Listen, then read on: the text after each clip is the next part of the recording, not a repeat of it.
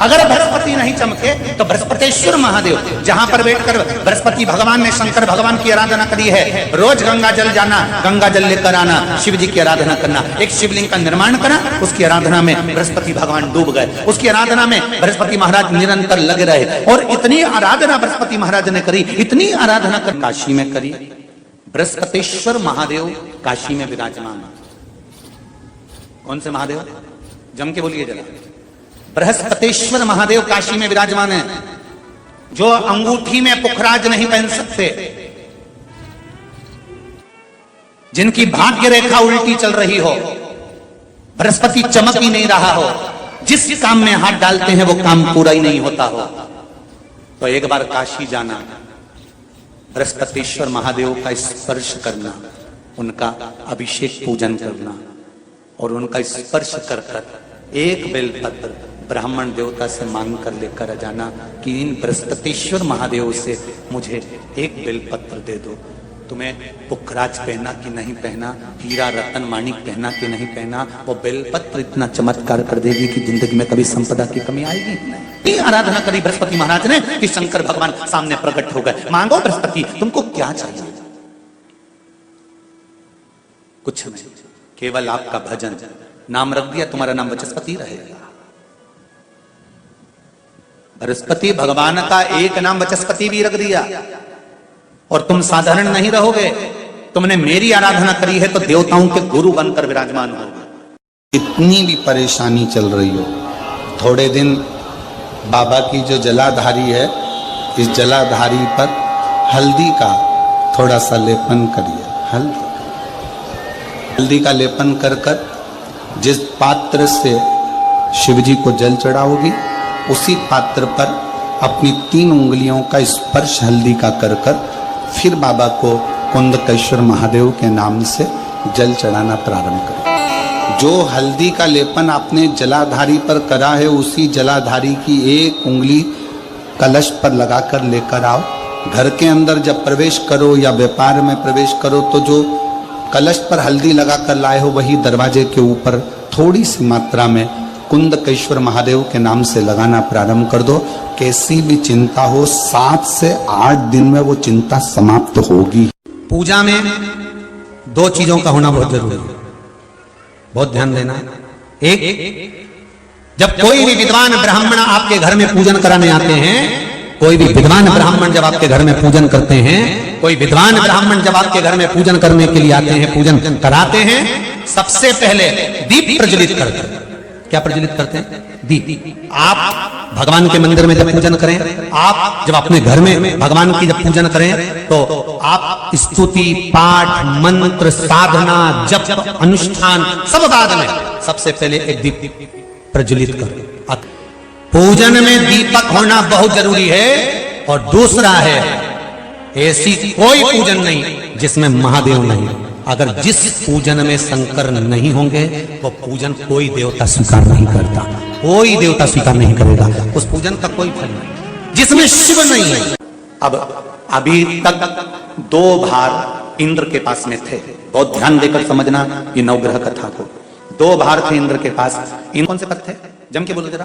पहला पद देवराज इंद्र का, दूसरा पद देवगुरु, देव गुरु का पद भी इंद्र के पास में था और देवराज का पद भी इंद्र के पास में था। ये 2 पद जब होता है, साधारण भाषा में आप ले लीजिए, किसी के पास में अध्यक्ष का पद भी है, किसी के पास में और कहीं का पद भी है, 2-3 पद उसके पास में विराजमान है, तो उसके पास में 2-3 पद अगर विराजमान है, तो फिर उससे अगर एक पद ले लिया जाता है तो उसको अहंकार आ जाता है, उसको गुस्सा आ जाता है कि बताओ, अभी तक तो मुझे पूछा जा रहा था, अब तुम तो वो पद पे भी जान दो। जैसे तुम किसी कुर्सी पर बैठे हो, कथा सुन रहे हो, और इतने में कोई रिश्तेदार बाहेती जी का आ गया और तुम बढ़िया आराम से बैठे थे, और बैठे बैठे इतने में बाहेती परिवार से कोई आया और उसने तुमको उठाया, प्लीज थोड़ा सा, और तुम्हें उठाकर दूसरी जगह बिठा दिया, और उन्होंने अपने वाले को कुर्सी पर बिठा दिया। अब बोलो, जो उठा,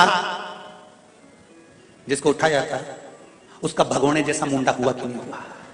अरे बोलो तो, अपन दूर कथा नहीं जाते, कथा अपने ऊपर लेके चलो कि अपन कैसे समझें इस कथा को। बहुत अगर गहन तत्व की कथा सुनेंगे तो समझ में आएगी नहीं। यहाँ से सुनी, यहाँ से निकाल दी, बच्ची कुछ दी ऊपर से निकल गई, और मालूम पड़े थोड़ी देर बाद माताएं कुर्सी पे बैठी बैठी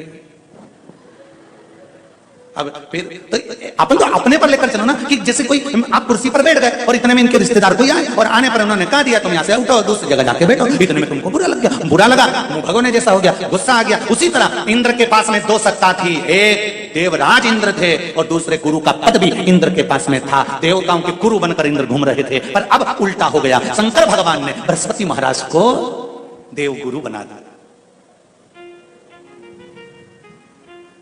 अब जैसे देवगुरु बनाया तो इनका इंद्रदेव का मुंह, अरे बोलो तो तुम, भगोड़ ऐसा हो गया, कुर्सी उतरी कि मुंह भगोड़ा उड़ा, तो गुस्सा तो गुस्सा। इतने में इंद्र ने, बृहस्पति महाराज देवगुरु बन गए, इंद्र सिंहासन पर बैठे थे, अप्सराओं का नृत्य देख रहे थे, वहीं से देवगुरु बृहस्पति का आगमन हुआ। बृहस्पति महाराज जैसे ही आए तो इंद्र तो सिंहासन पर बैठकर पूरा अप्सराओं का नृत्य देख रहे थे, उनको देवगुरु बृहस्पति से मतलब ही नहीं था। कोई स्थान नहीं, कोई सम्मान नहीं, कोई आदर नहीं,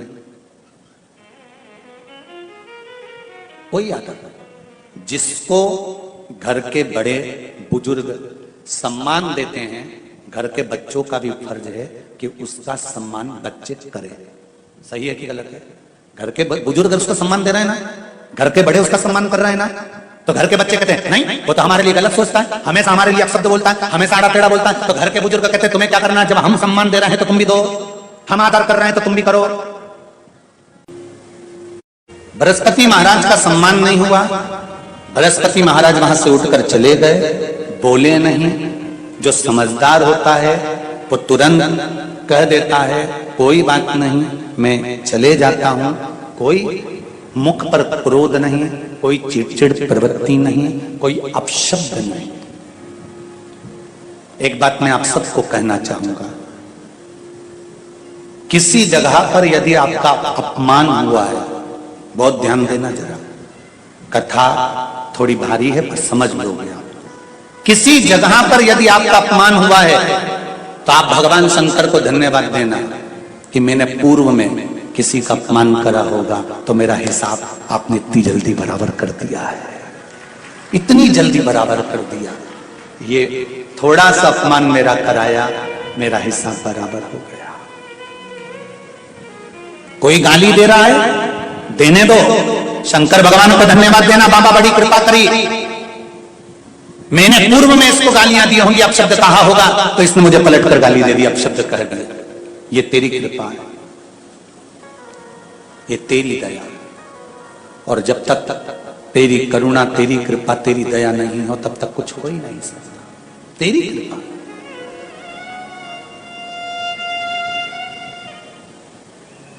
भगवान से कहो हे देवादि देव महादेव, मैं ये नहीं कहता कि मुझे रोने मत देना, क्योंकि कर्म का भोग तो मुझे भोगना पड़ेगा। देवादिदेव महादेव से कहो हे देवादिदेव महादेव, मैं ये नहीं कहता कि मुझे रोने मत देना, पर इतना जरूर कहता हूं तेरे सिवा किसी दूसरे के आगे झुकने मत देना, बस इतनी कृपा कर। तुमसे पूछे कि सत्यनारायण जी की कथा कहां से निकली है तो आप बता सकते हो स्कंद पुराण से निकली है। स्कंद पुराण में सत्यनारायण भगवान का चरित्र वर्णन किया गया।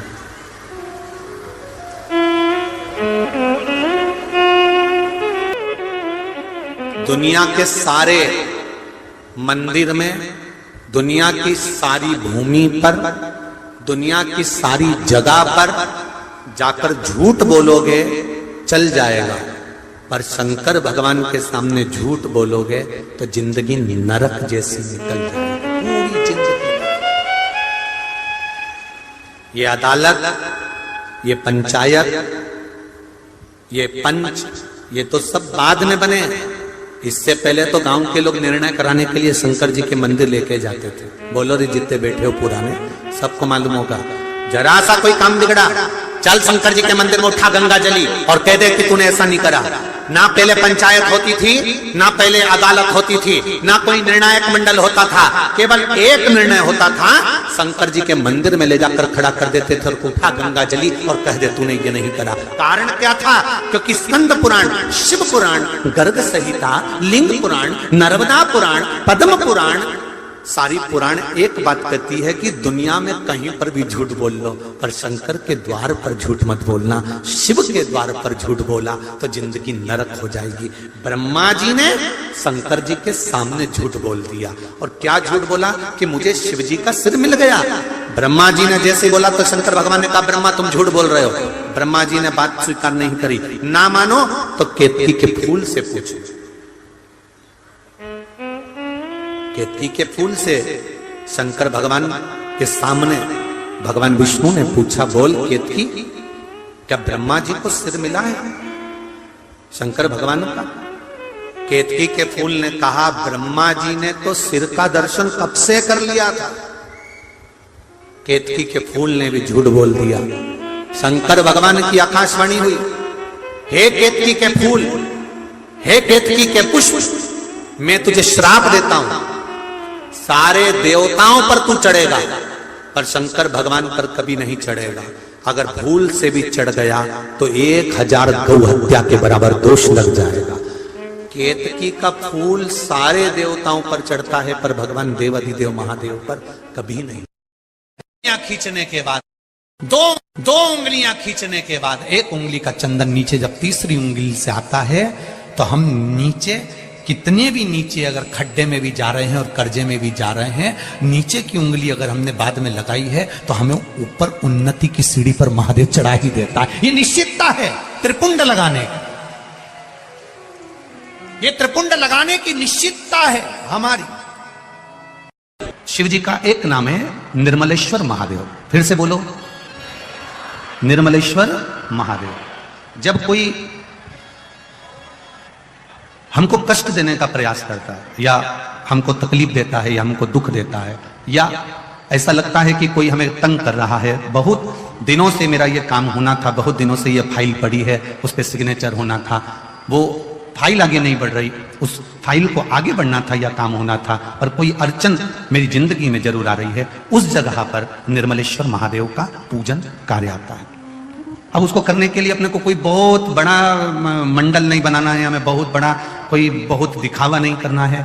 केवल 5 वृक्ष की पत्ती को, कितने वृक्ष?